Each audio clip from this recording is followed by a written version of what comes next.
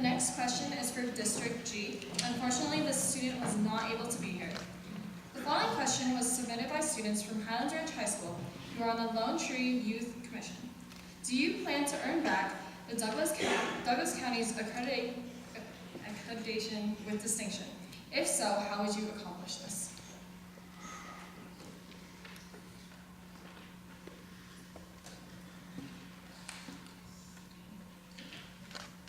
Probably right now, as we're here at this forum, there are families from across the country that are looking at Colorado as possibly a place that they would like to live. And of course, they're on the internet because more than 80% of folks start their search for a home or a place to live on the internet before they even contact a real estate agent.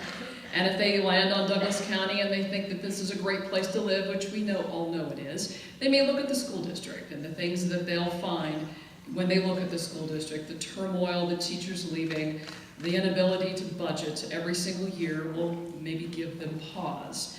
So earning back this accreditation with distinction, I think, is a very important thing for the school district to look at. And quite simply, it can be done probably with just a couple of key things. Number one, reinvest some of our excess funds back into the classroom to give the resources to the teachers so they can help our students be prepared for college or the workforce. And number two, try to do something to increase our test scores. Despite what's been said tonight, we are actually second in reading, math, and writing to Littleton Public Schools in the state. So we used to be number one 4 years ago. We are not anymore. So we are not better off now.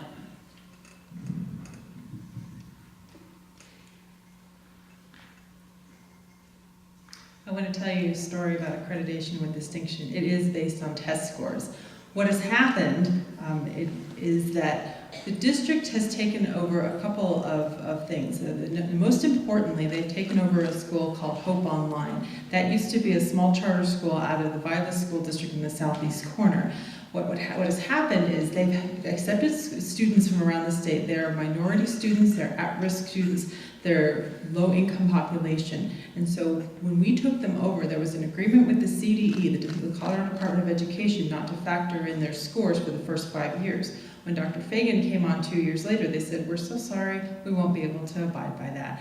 So we said, well, what should we do? Well, of course, we should keep our commitment to Hope Online. We should keep our commitment to our alternative students, because those students are the ones that we need to help. We have an obligation to help those students. Because they have low test scores, then they pull down the district's average enough that we are just below the threshold for accredited with distinction. What does that mean? That means our test scores are at a certain level. But on the flip side, we are helping students who have nowhere else to go. They have been given a tremendous opportunity in this district. I've been privileged to visit some of the locations that Hope Online's co-op has. One of them is in a converted mortuary in downtown Denver. Their stuff is packed to the ceiling, but those kids want to be there and they have an opportunity to be there. So if we want to talk about accredited work with distinction versus those kids who have another chance, then I'm all for the kids who have another chance. Thank you.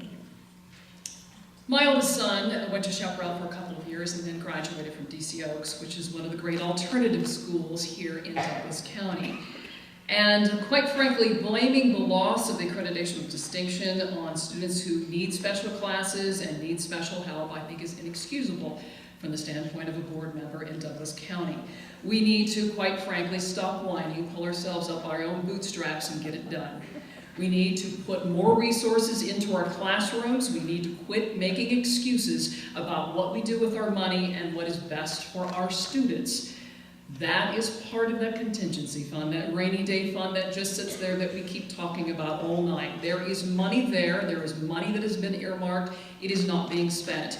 We are starving our students. We're being too miserly with our dollars. We need to have a savings account like anyone out here today should have a savings account just in case. We need that.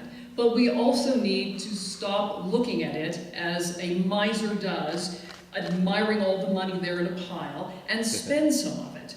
Because quite frankly, if we don't, we're going to lose this school district. We can't afford that. All of these students out here right now, Tucker, who would love to have some folks coming up behind him in band that can take over for him once he graduates.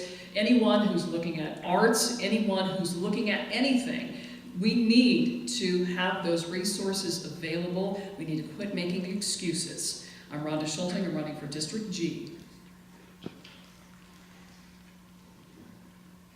Talking about kids' second chances is not making excuses. It's talking about the reality of those kids every day in their classroom.